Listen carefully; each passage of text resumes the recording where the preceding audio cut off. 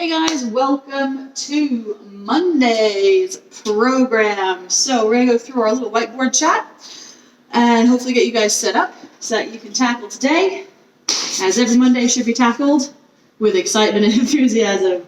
So we're going to start you off with a 5-minute AMRAP. Okay, so just nice and slow and steady. You can do 20 butt kicks. So for the butt kick, okay, just think about kicking those heels up towards your bum. 10 arm circles. We're just going to go 5 forwards, 5 backwards, get some nice range through there.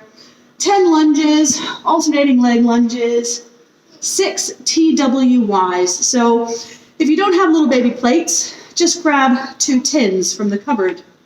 Okay? And for the TWY, we're going to bend over a little bit. We're going to have our little weights or our 2 tins in our hand. And you're going to go arms straight out, that's our T. Arms up about 45 degrees, that's our W. And then arms straight up, that's our Y. Okay, so that's 3 reps, 4, 5, 6. So 6 TWYs.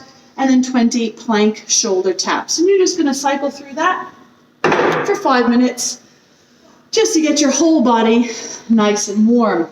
So the strength for today is something called the Bulgarian split squat. So we've got a little bit more detail up in SugarWOD for you for that. The Bulgarian split squat can be done with no weight, or you can hold a kettlebell or a dumbbell, or you can even have a barbell on your back. If you haven't done these before, and you have got a barbell, I might recommend trying to start with something else just down by your side, because balance can be a real issue with this movement if you're not well practiced at it. So for the Bulgarian split squat, you're going to have, in an ideal world, your back foot up on something like a chair, a table, a bench, a stack of something. So let me just see what I've got that I can get creative with.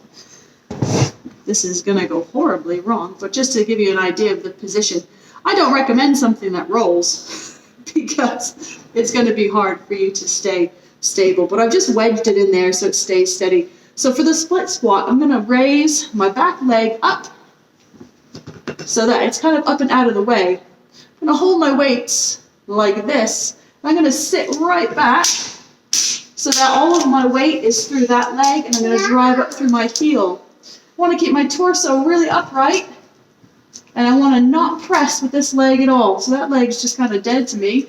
And I'm just using that ankle on that ball or couch or chair or stool as a bit of balance, just keeping it out of the way. So all of the focus is going really into my glutes and my hamstrings, but you have to make sure you're driving up through the heel of that front foot. If you're driving up through the toe, you're going to feel that in your quads a lot more. We really want to focus on the back half. So it'll be 10 reps on one side, and then you'll switch 10 reps on the other. This movement should burn. So by the time you've done 10 reps, your ass should be on fire. If it's not, then that's where we want to add weight. So I would do a set with no weight just to see how it feels first. If that feels okay, 10 reps isn't so bad, that's when we're going to add weight. Okay? You're going to complete 4 sets of 20. Then the workout is going to be 6 rounds for time. Now, if you have the equipment to do so, this is the workout, the first version of the workout. 10 dips, 15 box jump overs, and 10 overhead squats with a barbell. Now, a lot of us aren't going to have all that equipment, so let's just talk through this workout and variations that we can come up with. It'll be 6 rounds for time. The dips. So dips can be done.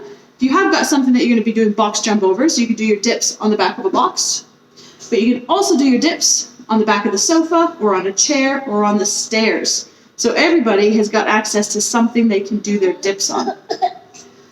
For the box jump overs, if you don't have something that you can jump onto and then over to the other side, or step up and over, I would say if it's any lower than getting your knee up to about 90 degrees, then it's probably worth alternating that for a jumping squat instead. So if you don't have a box or something to jump on and over, it'll be 15 jumping squats. So a deep squat and a jump. We want to simulate Similar stimulus for the box jump over. And then for the overhead squat, if you don't have a barbell and you've got a single weighted item, we've got, again, the option would be single weight overhead squat, holding that weight up overhead. If you have a light weight, I'm going to suggest you do 20. 10 in one arm, 10 on the other. If you have a heavier single weight, stick with 10 reps. 5 on one arm, 5 on the other.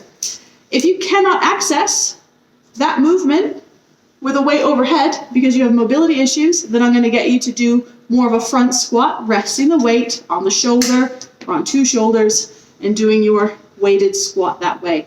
This is all stuff that we'll be able to go through with you at the beginning of class, but I want you to have a little go and have an idea of what you're going to be able to do in the session so that when we do get started, we don't have to spend too much time getting everybody set up at the beginning of the class. Okay, so it'll be 6 rounds of your dips, your jumps, whether it's box jump overs or jumping squats, and your overhead squats. Squats, good boy. All right, guys, so if you have any questions, be prepared with them for the beginning of the class. Otherwise, don't be put off by the movements because we've got home alternatives for you for everything. So let's get ready to rock and roll and have some fun. Happy Monday.